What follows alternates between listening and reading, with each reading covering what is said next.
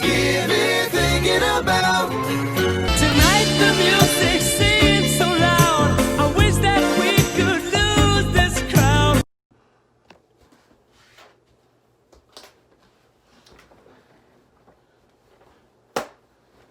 Hi gang, my name is Zion and I am going to be talking to you today about, my name is Zion and today I'm going to be talking to you about representation.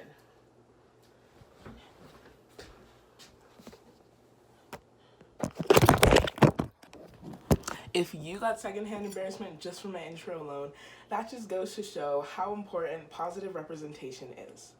Misrepresentation in certain situations can cause awkwardness, embarrassment, and things to just become uneasy. Representation is described as the description or portrayal of someone or something in a particular way or as being of a certain nature. It can also be described as the action of speaking or acting on the behalf of someone. As social media and other platforms have shown us countless times, representation can either be positive or negative. Let's start with businesses, for example. An example of negative representation would be if the business was discriminating against different things or upheld ideals that degraded either their employees, customers, or certain people or communities in general. However, on the other hand, an example of positive representation would be if this said business contributed to the community, and not only being the mainstream community, but other smaller communities that also help their customers and employees and just make everything feel inclusive. And speaking of community, seeing how Reno High School is part of this huge community and has a bunch of diverse people and groups in it, as leadership students and teachers, we should all be striving to include everyone. We have different groups and people in our school, and we should always be striving to make it comfortable.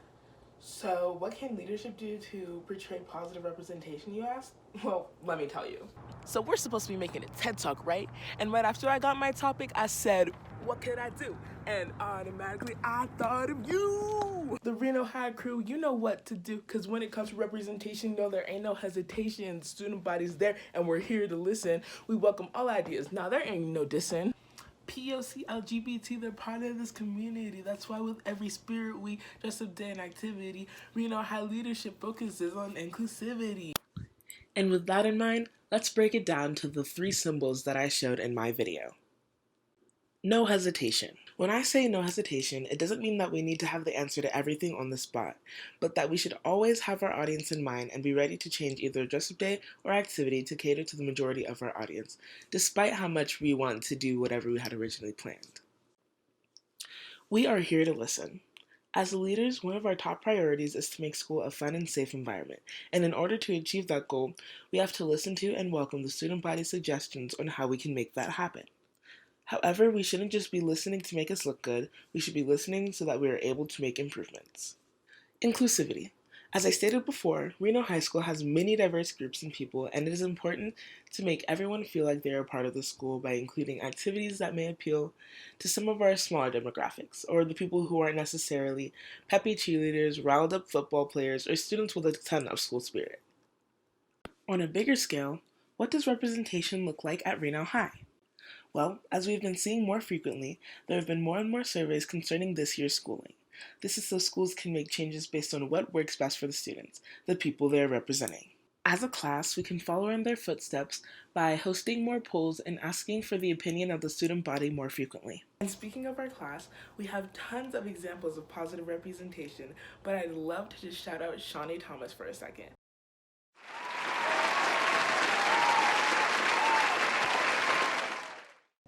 Look at that girl go. Do you see all of that Reno gear? Hashtag represent. I love it. She's just an outstanding representative for the 3 points that I gave earlier. No hesitation, listening, and inclusivity. She never hesitates to help out whenever she's needed, whether it's for ideas, stickers, or posters, hashtag Hakuna Matata. She always listens. She's super kind and always open-minded, so if you have a question or a suggestion, she's always all ears. She's inclusive. She always keeps other people as well as their likes and dislikes of other people in mind whenever she's doing anything to make sure that everyone's having a good time. Shawnee Thomas never fails to always try to hype up her friends and even people she doesn't know by posting things on her Instagram and always decking out on Spirit Week. And I don't mean like a little hat or a t-shirt. She goes all out. Can we get a hand for Shawnee Thomas? But Shawnee isn't the only positive example of representation. There's also historical figure Frederick Douglass. A public leader who portrays this characteristic is Frederick Douglass, an abolitionist who may be known for his speeches What to the Slave is the 4th of July and The Hypocrisy of American Slavery, to name a couple. Not only did he give moving speeches, but he was the most photographed person in the 19th century. And no, it wasn't as easy as a simple click on your phone in less than 2 seconds. Taking pictures in the 1800s was a serious and long process. Yet, Frederick Douglass insisted on doing it anyway. 160 to be precise. For him, it wasn't about styling and profiling. Douglass viewed photography as an art and technology, according to authors John Zofer, Zahn Trod, and Celeste Marie Bernier. He felt the new medium, born around the same time that he escaped slavery, could displace whites' preconceived notions of blacks. Unlike laughable caricatures and menacing drawings, he saw photography as objective and highlighted the essential humanity of its subjects. In this NBC News excerpt, we can see that Frederick Douglass desired to be seen as who he truly was. And since the black community was no stranger to mocking and degrading in public ways such as propaganda or newspapers and things like that by the white community, he took it upon himself to become the representation of the black community, which is why he wore clean, nice, and tidy clothes and was often photographed with a serious face. Something we can learn from Frederick Douglass is that representation is not only about how you hold yourself, but what you are trying to get across about who or what you are representing. What's Gibby thinking about?